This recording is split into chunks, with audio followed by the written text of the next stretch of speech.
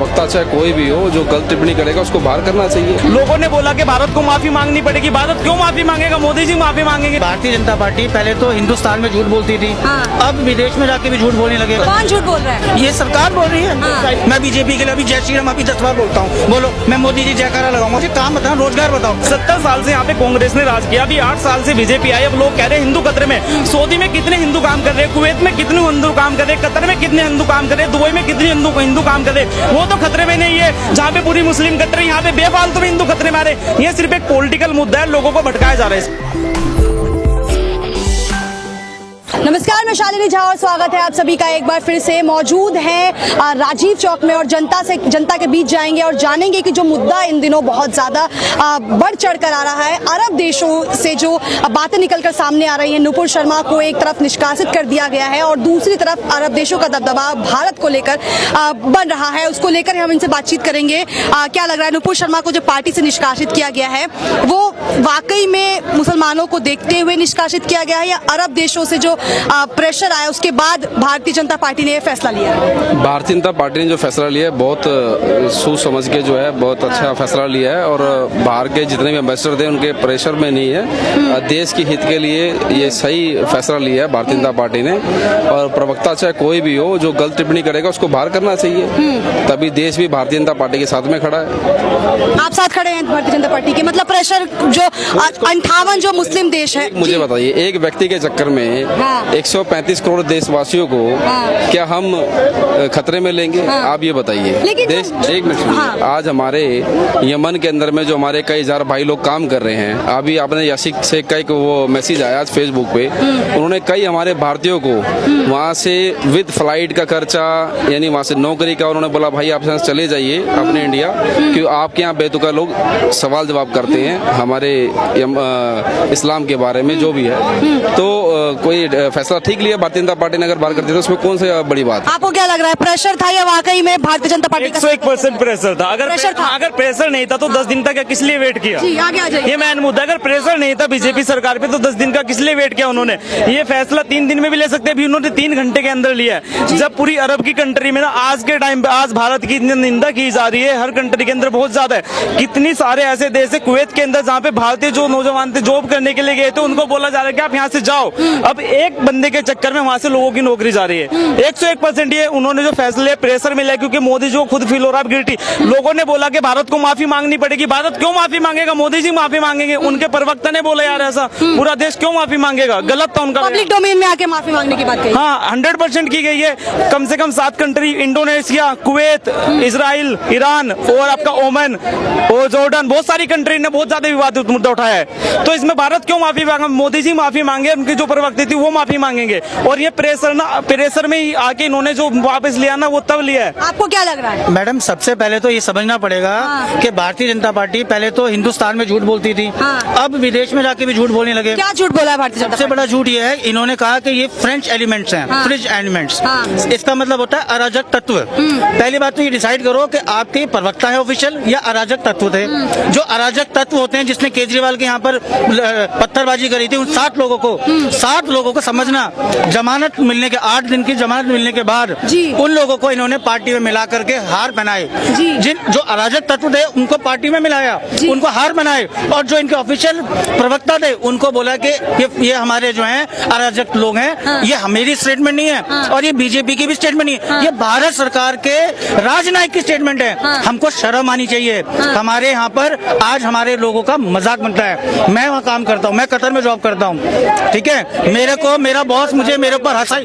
हाँ, कहीं ना कहीं बीजेपी नेता के जो है ना, मतलब मोदी जी छोड़ो, मोदी से जो नीचे के आते ना, जाहिलवादी बातें कर रहे हैं, बेफालतू में हिंदू मुस्लिम लेकर आ रहे हैं, बेफालतू के नेसेसरी बातें कर रहे हैं। अरे औरंगजेब कब था यार? जो मुद्दा बिगड़ गया। अब आज के टाइम पे हम उसको लेकर लड़ रहे हैं, बेफालतू में लड़ रहे हैं। रोजगार पे बात नहीं है। ये धर्म के नाम की धर्म की अफीम कब तक चटाई जाएगी युवाओं को, मेरी समझ में नहीं। लेकिन मानना इन लोगों का है कि मुद्दे भटकाने की साजिश जो है वो इसलिए की जा रही है। आप सीधी सी बात समझिए, जब पहले इन्होंने, इनका हर महीने एक मुद्दा होता है। कभी इनके जो है राम मंदिर था, पहले राम मंदिर खत्म हुआ, फिर इनकी जो है पत्थरबाजी शुरू हो गई, फिर इनका एक नकाब शुरू हो गया, फिर एक स्कूटी वाली बाई आ गई। तो इनका तो जो है ये तो इनका ड्रामा एजेंडा। आप लोग समझ नहीं रहे। मैं बता रहा हूँ अपने युवाओं साथियों को कि भाइयों 47 का दर्द हमारी जनरेशन के अंदर था, वो खत्म होने में पूरी जनरेशन खत्म हो गई।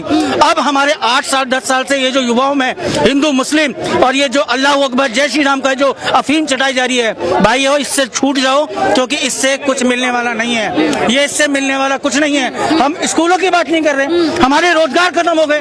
कितने, मैंने आज तक डिबेट नहीं देखी कि रोजगार पे डिबेट हो रही है, मैंने डिबेट नहीं देखी कि व्यापार पे डिबेट हो रही है। अरे हमारा कर्जा देखो भाई, क्या शर्म आनी चाहिए हम लोगों को। आप तो अभी तक समर्थन दे रहे थे कि अरब देशों का प्रेशर नहीं है, 135 करोड़ के जो लोग हैं, आबादी है, उसको सफर ना करना पड़े, इसलिए फैसला लिया। मैंने, आप सुनो, मैंने दोबारा आपको रिपीट कर दूं मैंने क्या बोला। देखो, यमन से मैसेज है, यमन शेख अली का। इन्होंने बोला मैंने सभी गैर मुस्लिम यानी हिंदू भारतीय कामगारों को बर्खास्त कर दिया है, उन्हें वापसी की टिकट के साथ में उनका बकाया जो पेंडिंग है दे दिया है।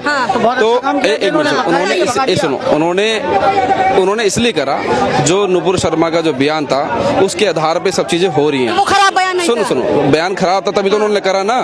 अब उन्होंने कर दिया, जो प्रेशर आया तभी तो करा ना। लेकिन तो आप अभी आप कह रहे हैं मेरी बात सुनिए, आप उसको प्रेशर समझ लो, आप जो मर्जी समझ लो, ये आपके ऊपर डिपेंड है। मैंने फिर दोबारा को बता रहा हूँ, नुपुर शर्मा ने, सुनो, नुपुर शर्मा कौन झूठ बोल रहा है? ये सरकार बोल रही है। मेरे को तो इस बात की हंसी आती है कि हर कोई ऐसा दिन नहीं जाता जिस दिन ये डिबेट होती हो कि रोजगार के ऊपर हो रही है। सिर्फ इसलिए राम, हनुमान, मोहम्मद साहब, अल्लाह अकबर, ये कब तक चलेगा? अरे हमको मालूम है हमारे ईष्ट भगवान हमारे दिलों में बसते हैं, चाहे हिंदू हो चाहे मुस्लिम हो। लेकिन भैया मुझे काम बताओ, रोजगार बताओ। मैं इन भाई से पूछ रहा हूँ, ये भाई बता रहे हैं यहाँ पे कितनी नौकरी दे दी। मैं बीजेपी के लिए अभी जय श्री राम अभी 10 बार बोलता हूँ, बोलो मैं मोदी जी जयकारा लगाऊंगा। जय श्री राम के नारे लगाने से नौकरी नहीं मिलेगी, पता नहीं कैसे मिलेगी। हाँ, एक चीज जरूर मिल सकती है, जितने भी ब्राह्मण लोग हैं उनको बड़ा फायदा है, क्योंकि उनकी दुकानें जरूर खुल जाएंगी। उनको जय श्री राम से उनकी अरे बिल्कुल, अरे मंदिर खुलेगा तो दुकान में वही बैठेंगे ना।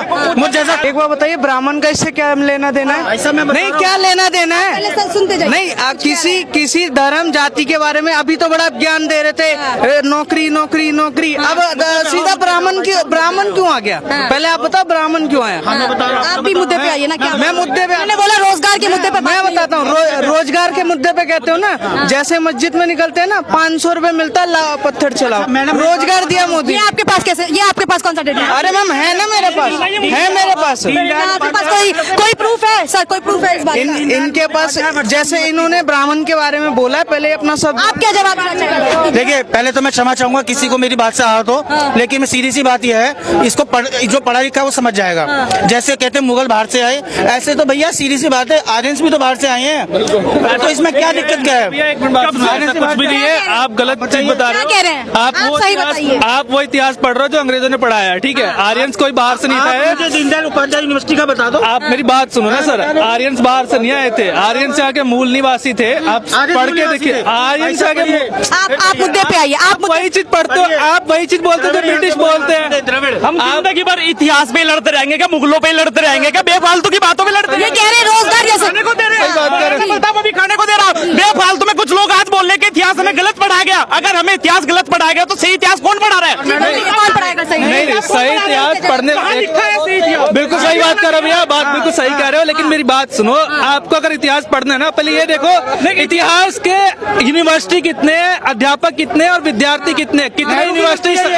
अरब देशों ने जो बॉयकॉट किया है भारतीय प्रोडक्ट्स को, ये प्रेशर था या भारतीय जनता पार्टी ने वाकई मुस्लिमों को जो आहत करने की बात की गई है उसको लेकर ये फैसला लिया गया? देखिए, सच्चाई यही है कि अरब देश ने एक एक्शन लिया, और ये तब लिया 27 तारीख की घटना थी, और 5 तारीख को अरब देशों को नींद खुला कि हमारे पैगंबर के साथ गलत हो गया। 9 दिनों बाद भारतीय जनता पार्टी की भी तो आंख खुली है। नहीं, वही बता रहा हूँ, जब अरब देशों ने जब कहा, उसके बाद भारतीय जनता पार्टी का, तब जब 3 तारीख को दंगे हो गए और यूपी पुलिस सेक्शन में जब अपराधियों को पकड़ने लगी, तब ये लोग पहुंच गए कतर माई बाप के पास, अरे हमें बचा लो। फिर वहां से प्रेशर आया। उनके बाप, अगर भारत का प्रधानमंत्री 130 करोड़ जनसंख्या का प्रधानमंत्री अगर उनको बाप मानता हो, जैसे आप कह रहे हो, तो भैया फिर तो ऐसे को राम राम ही है भाई। फिर तो क्या कहेंगे? नहीं, सही बात है।